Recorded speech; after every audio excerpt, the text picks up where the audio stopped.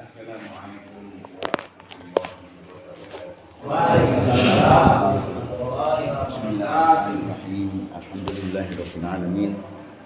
Allahumma shalli ala sayyidina Muhammadin.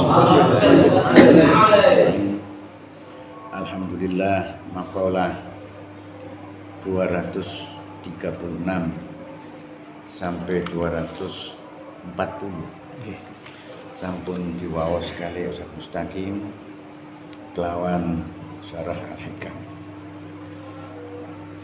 Samangke mencoba kula menjelaskan kembali supados kula panjenengan sedaya angsal kefahaman, menambah keyakinan kita kepada Allah Subhanahu wa taala.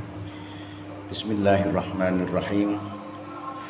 Ma tajiduhul qulubu minal humumi wal ahzan fali ajli ma muni'at min wujudil iyan.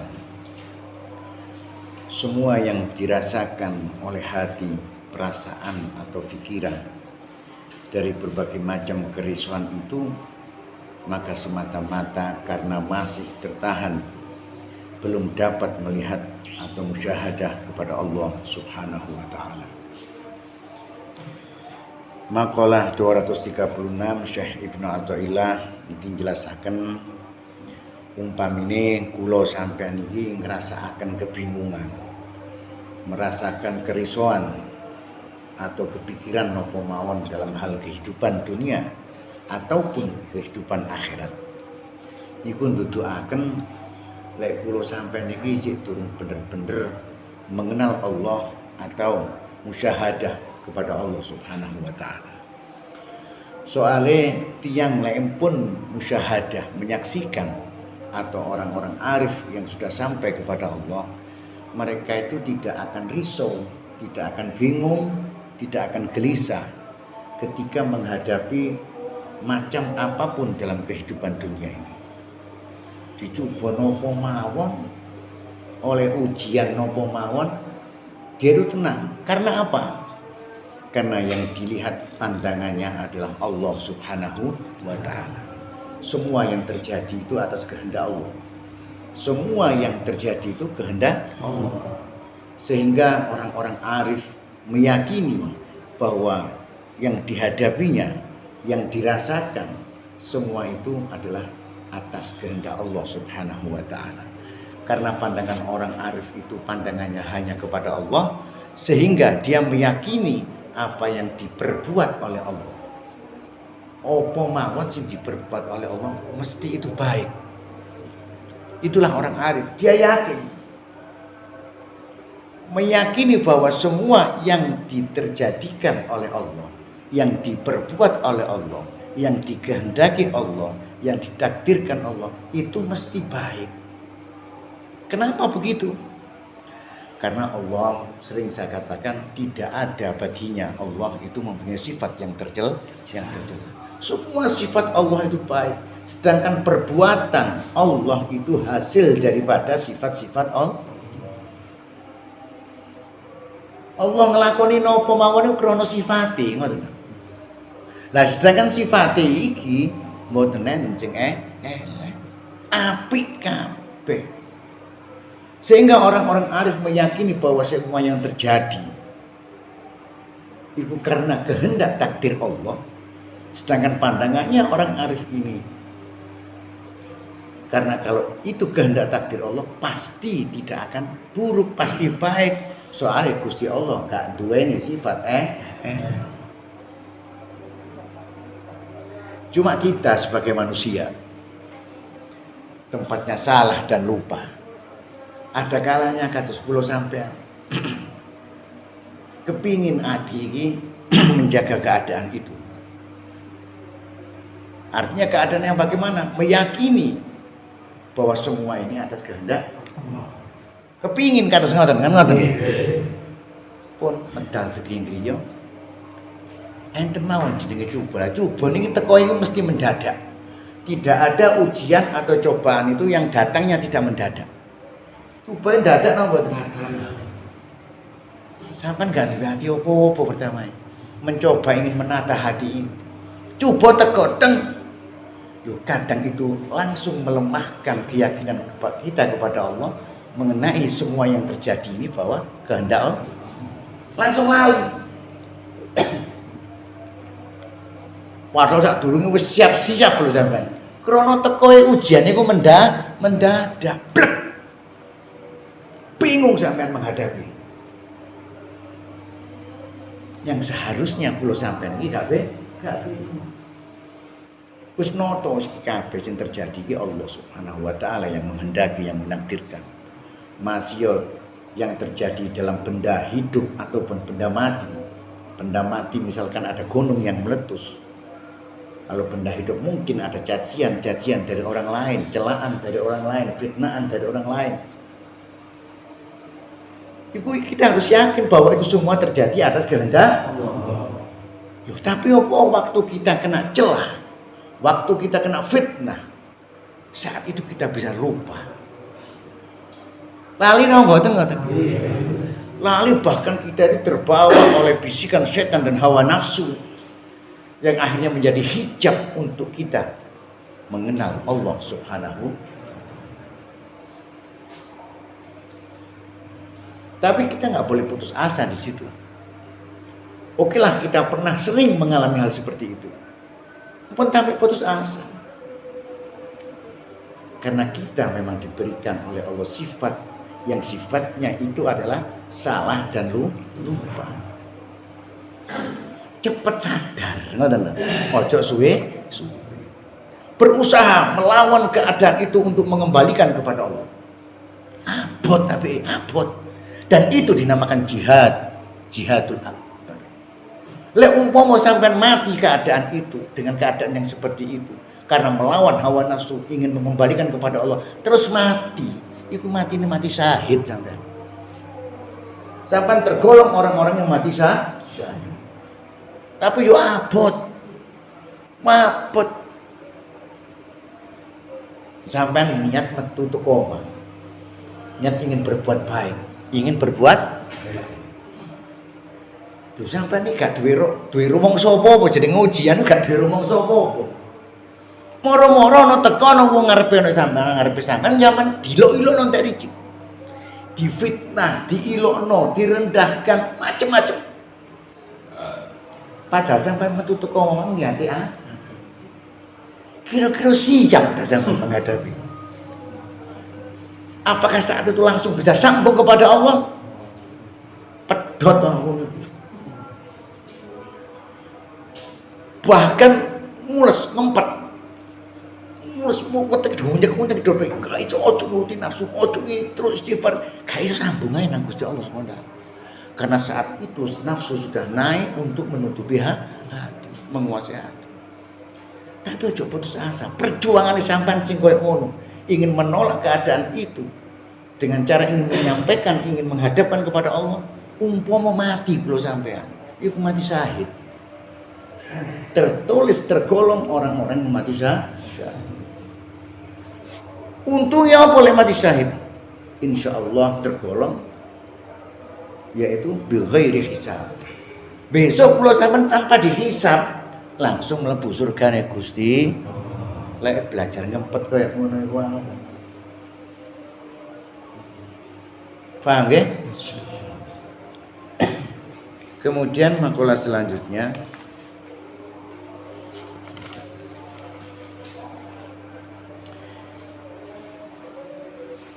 min tamamin ni'mati 'alaika ayyarzuqaka ma yakfika wa yamna'aka ma yudghika. Setengah dari kesempurnaan nikmat Allah kepadamu jika Allah memberi rezeki yang cukup dan menahan diri daripadamu apa yang dapat menyesatkanmu. Makalah 237. Terus Syekh Ibnu Athaillah, setengah dugi kesempurnaan nikmat Gusti Allah sing dikekno kula ambek sampean. Sampean iki dikek rasa cukup dengan rezeki apa yang diberikan. Dan menahan rezeki yang lain untuk menjaga hatimu daripada tersesat. Modelnya kata-kata atas kehidupan perekonomian kula sampean. Jika serba cukup ambek Allah. Kok sugih ngono enggak cukup. Lah Allah menahan rezeki yang lain. Jika gak berlebihan itu gunanya apa? Untuk menyelamatkan kita daripada kita cinta kepada dunia. Itu sempurna sampai nih wis dikai sehat wal afiat. Jika rezeki sing cukup lah istilahnya. Gak berlebih-lebih ngono mboten cukup. Itu sudah sempurna. Sedangkan Allah masih menahan rezeki yang lain agar supaya kalau sampai ini gak sampai cinta dunia. Soalnya lewat cinta dunia itu ndadekno gak karu-karuan. Dan termasuk bisa dikatakan pasti tidak akan sampai kepada Allah. Tidak akan sampai menjadi orang arif ketika hatinya ada cinta kepada dunia. Soalnya syarat rukune wong dadi arifin iku atine harus bersih teko dunia. Lah makola iki hikmah nopo? Kersane kula sampean iki dadi wong syukur nang Gusti Allah. Ben dina ana sing dipake. Bayar listrik ono, bayar sekolah ono. Pokoknya sederhanakan oleh Allah. Kita diberikan sehat wal afiat. Iku termasuk Gusti Allah ku njogo ati kula sampean aja sampe cinta terhadap dunia. Soalnya ya ngapunten, tidak ada orang, mungkin ada, cuma sangat sedikit sekali. Kecuali orang-orang yang lakunya itu laku hati. Itu pun masih mengkhawatirkan ketika dia diberikan kekayaan yang lebih oleh Allah Subhanahu wa taala. Duduk di kawan miskin enggak. Jogo hati agar tidak terpengaruh oleh dunia itu sangat sulit ketika dia itu mampu atau kaya. Kecuali wong sing dijogo atine. Nek wong sing dijogo atine yo kok sapa Nabi Sulaiman contone ngono. Contoh kan Nabi Sulaiman. Waduh, sugine yo apa sampe saiki dunyane digoleki Nabi Sulaiman. Tapi Nabi Sulaiman hatinya sedikit pun tidak tersentuh dengan cinta dunia. Duduk oleh soge cuma bagi pelaku atau seorang salik atau sepuluh sampean ini masih mengkhawatirkan. Jika dunia teman sampean gak melakukan ini gak percaya. Gak percaya. Apa maneh sebelah. Terus terang-terang. Ngene mlakune jeneng. Lek sing sebelah kono iki aku sik gak kuwatir sih.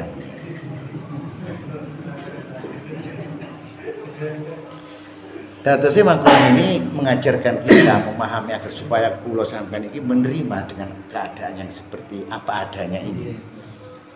Kita harus bersyukur kepada Allah. Allah kok model aku kepengin sugih mau lebih kok gak dituruti ya. Saya bisa kaya ngoten. Hikmahnya ternyata Allah menjaga, menyelamatkan hati kita agar supaya kita tidak cinta kepada dunia. Dijebuk hikmahnya atau kita husnudzon kepada Allah Subhanahu wa taala. Wa mudah-mudahan kita semua terjaga hati kita dari dunia dan kita diberikan dunia tetapi selamat dengan dunia. Insyaallah.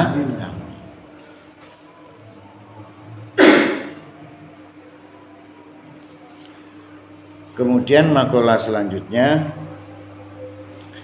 liyakilla ma tafrahu bihi yakilla ma tahzanu alaih. Kurangilah kesenanganmu dengan dunia supaya berkurang pula kedukaanmu pada dunia. Insyaallah. Makalah 238 Syekh Ibnu Athaillah ini menjelaskan. Ayo para salik, para santri. Kurang ono senenge ati nang dunya. Ojo nemen-nemen. Lek awakmu ngurangi seneng ambek dunya iki mang mesti susahmu mesti kurang pisan. Lah iki pengertiannya bahwa apapun yang ada dalam hati selain Allah itu akan membuat duka dan susah. Kan hati kalau jelas iki makalah nih. Masya Allah. Dadose kados kula sampean iki bukan kita dilarang untuk kaya atau dilarang untuk memiliki harta, bukan. Ambillah, raihlah dunia sekuatmu, pokoknya dengan cara yang halal. Yang kedua, ojo lebokno ati. Ati lo gak menikmati dunia. Lo apa melok-melok? Tahu tak hati ini sampean menikmati dunia? Sampean mangan rawon, sing nikmat so? Nafsu. Sampean tuku STM, sing nikmat.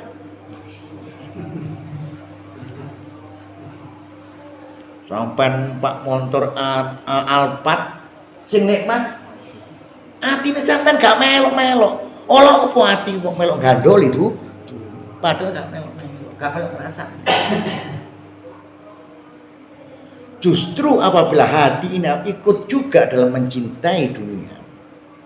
Soalnya kan kula sanjang bahwa hati ini panggonane seneng atau cinta. Kan ngoten ya. Makanya di sini kata Syekh bin Athaillah, kurangilah kesenanganmu dengan dunia. Ojo nemen-nemen hatimu cinta terhadap dunia. Artinya seperti itu. Buangan isi hati itu buat dunia.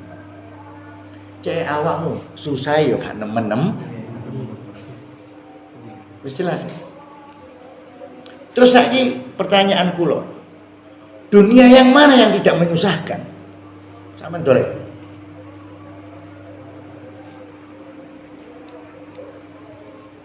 Dunia sing gak nyusahkan. Dunia yang tidak menyusahkan itu cuma satu, yang di luar hati. Dunia sing gak ngene hati iku sing nyenengno. Contohnya kaya napa? Sedekah. Berarti kan gak ngene hati. Orang sedekah, apapun bentuk sedekah itu berarti yang disedekahkan itu memang diboti apa mboten? Lek diboti kira-kira disedekahkan apa mboten? Berarti gak ono ngin ati kemudian dia sedekah. Nggawa seneng apa gak? Sing temen apa ya? Ayem. Sedekah nggawa seneng apa enggak? Duduk nggawa seneng tok, bahkan nggawa selamat dunia sampai akhir. Apa itu? Dunia yang bisa disedekahkan, yang bisa dilakukan untuk bersedekah hanya yang di luar dalam hati. Gak ono wong dunyono di hati kan disedekahno. Nggih napa to? Hah?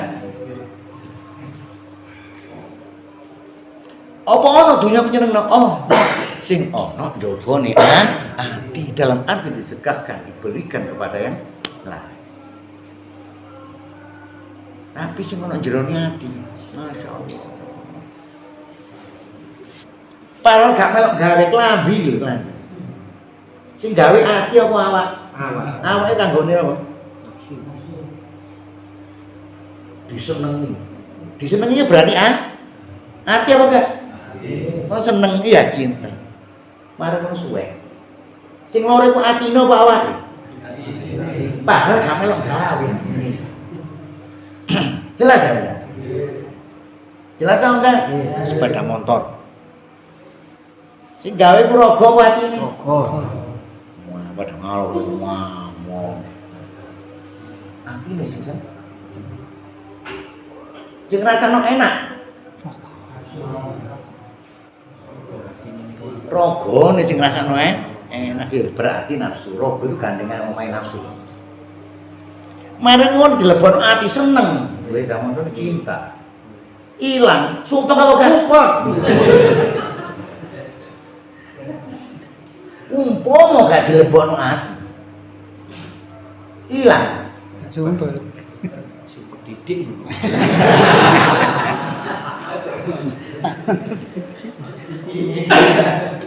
Niki contoh maksudnya makalah iki kados ngoten. Lek sampean mengurangi mencintai segala sesuatu selain Allah, yaitu mencintai dunia, kurang dalam hati, kedukaan kita, susah kene iki bakal kurang. Ngono. Itu yang berupa harta benda, yang berupa kedudukan. Ya seneng jadi pemimpin, seneng jadi pemimpin.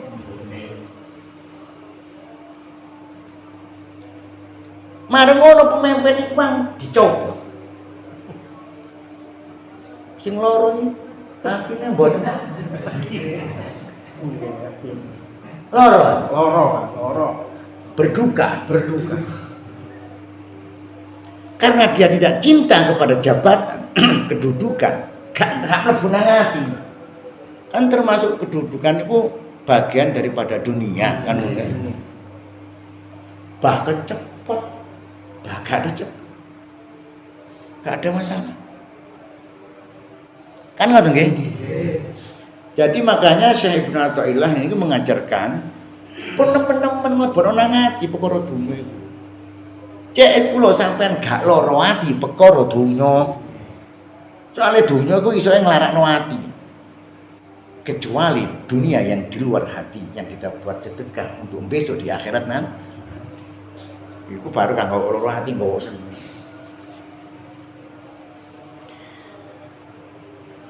Kemudian makalah selanjutnya, in aradta an la tu'zala fala tatawalla wilayatan la tadumu laka. Jika engkau ingin dipecat, tidak ingin dipecat, maka jangan mengaku jabatan yang tidak akan tetap bagimu untuk selamanya. Gimana? Makalah niki Syekh Ibnu Athaillah jelasaken, lek kula sampeyan iki gak kepengin dipecat. Gak kepengin dipecat kan. Ampun sampai ngaku jabatan iki tek diakoni. Bahasa ngaten, lek cara gampangan umum. Lek awakmu gak kepengin dipecat teko jabatan, aja jabat apa-apa. Loh apa kok sampai dikatakan kalau engkau tidak ingin dipecat? Karena sudah yakin Syekh Ibnu Athaillah ini orang yang mendapatkan jabatan itu, dia cinta kepada jabatan itu, apabila dipecat pasti sakit hatinya karena dia tidak. Lah lek gak kepingin ojo lebokno ati, bahasa ngoten niku. Maka sehingga apabila jabatan itu akan lari dipecat, maka kita tidak merasa dipecat. Soalnya kalau ono ngen a, lewe ono ngen ati ngrasa akhirnya dipecat. Paham ya? Insyaallah. Jadi pokoknya perkara dunia, bentuk apapun yang namanya dunia dan bagian-bagiannya, ampun sampai aja telepon ati, ampun sampai mlebu ati. Lek sampe mlebu ati, masyaallah. Loro nang ati. Itu ketika kita hidup, belum kita waktu mati. Yang terberat dan tersukar ketika manusia itu hatinya dipenuhi dengan dunia dan saat itu menghadapi sakaratul maut. Iku nemen soroi. Ketika roh akan diambil, maka roh itu akan terlilit dengan kepada apa dalam hatinya. Cinta dunia. Iki nyantoli, bantol no, nyantol nang ini. Nang dunia opo, nang dunia iki macam. Maka roh ini sulit tidak mau dia keluar. Maka apa yang terjadi ketika Allah mengatakan idza jaa ajaluhum yastakhiruna sa'atan wa yastaqdimun. Gak iso mundur maju, gak iso mundur, gak iso. Saiki lek gak gelem metu, apa gak dipaksa.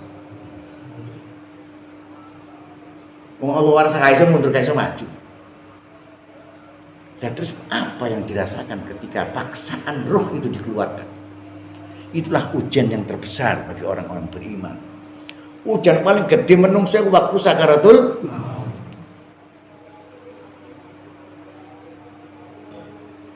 Gara-gara atine kebentuk. Itu waktu sakaratul maut. Ketika masih hidup, itu sudah membuat sakit. Iya enggak? Ya kemana kalau kita cinta kepada dunia apapun sifat bentuk, bila hilang dari hati, dari kita apa yang kita cintai, loro senang hati.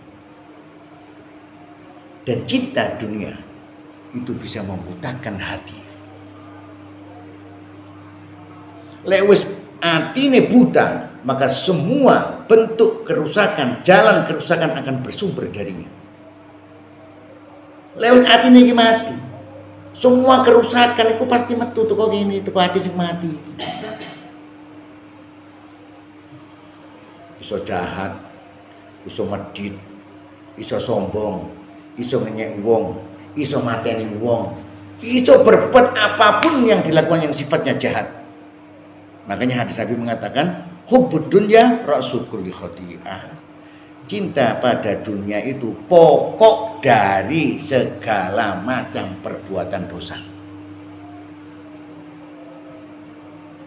Wong matane wong gara-gara bojo akeh mboten, gara-gara wedok akeh mboten, gara-gara duwe akeh mboten, gara-gara kedudukan akeh mboten. Itu karena cinta dunia. Sing hati-hati lah pokoknya masalah dunia ini. Sangat keras peringatan atau penilaian Syekh Ibnu Athaillah. Kemudian makalah yang terakhir, in raghabatkal bidayatu zahadatka nihayatu in da'aka ilaiha zahirun nahaka anha. Jika engkau tertarik oleh permulaannya, pandangan luarnya atau lahir, maka akan menjemukanmu pada akhirnya. Jika engkau terpengaruh oleh pandangan lahir, maka akan dilarang olehmu hakikat batinnya, akan dicegah oleh hakikat batinnya. Dadose makalah 240 ini Syekh Ibnu Athaillah menjelaskan. Lek kula sampean kabeh selalu memandang menilai seseorang pada lahirnya, pada apapun lahirnya saja, pasti akan bosan.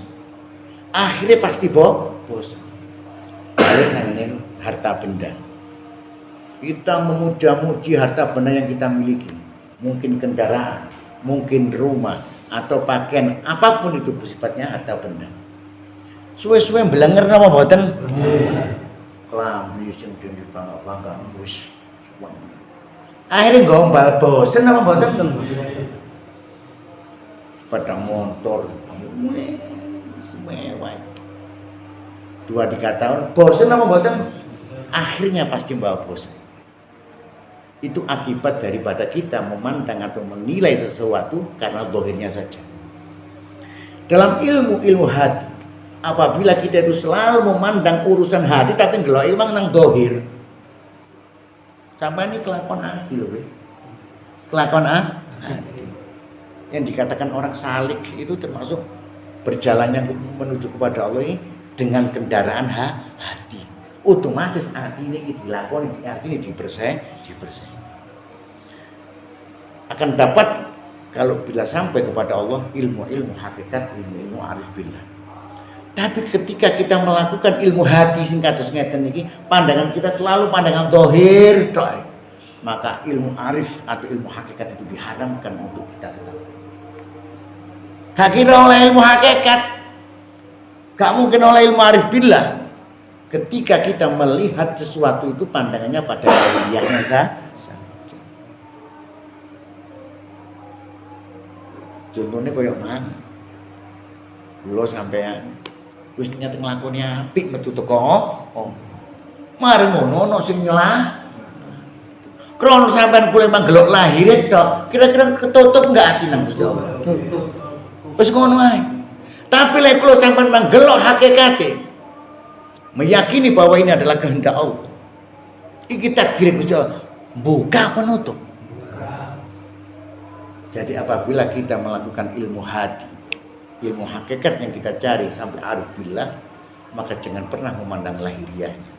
Kekalkan, istiqomahkan pandangan kita selalu pandangan tauhid. Sehingga kita tidak pernah diharamkan untuk mendapatkan ilmu hakikat tersebut. Saya kira itu makalah demi makalah yang bisa saya sampaikan. Mohon maaf atas segala kekurangan, mudah-mudahan bermanfaat bagi kita semua. Akhiran, assalamualaikum warahmatullahi wabarakatuh.